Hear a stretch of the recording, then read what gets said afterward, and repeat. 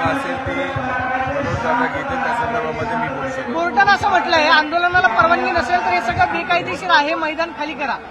या संदर्भामध्ये मनोजदादा पाटील व्यवस्थित विश्लेषण करू शकतात. तुम्ही काही व्हिडिओ आज सादर करणार होते कोर्टामध्ये, गाड्या रिकामी केल्या तर त्या केल्या का, त्याचा काही फायदा झाला नाही असं तुम्हाला वाटतं? कोर्टाने सांगितलंय 3 वाजता पूर्तता करून द्या.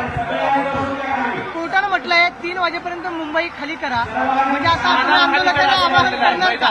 रस्त्यावरती जी वाहनं आहेत, रस्त्यावरती आंदोलक आहेत, त्याची अजून क्लॅरिटी कुठलीच आलेली नाही. त्याच्या संदर्भात आहे ते वकील आहे. 3 वाजता पुन्हा हिअरिंग आहे.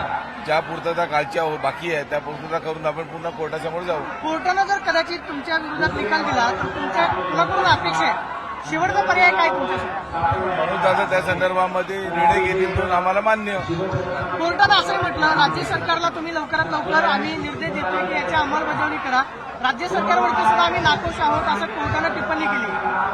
राज्य सरकारची जी भूमिका आहे त्याच्यामध्ये सुरुवातीपासून चलढकल झालेली आहे. एवढी परिस्थिती आली पण नसती जर योजना उपाययोजना पहिल्यांदा केल्या असत्या.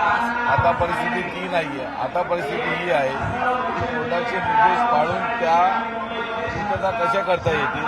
आमच्याकडे वेळ कमी आहे त्यामुळे आम्ही जास्तही इथे बोलू शकत नाही. त्यामुळे पुढचे अपडेट्स आम्ही तुम्हाला देतो.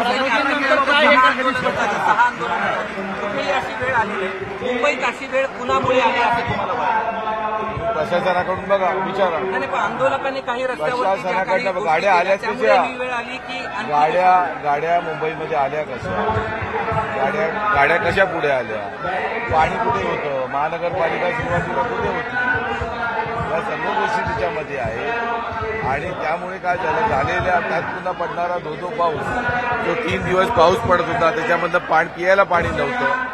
त्यामुळे या सर्व गोष्टीचा कुठेतरी लोकांचा तिथे ते जे प्रॉब्लेम झाले त्यामुळे माणसं वेगवेगळ्या ठिकाणी सरकली.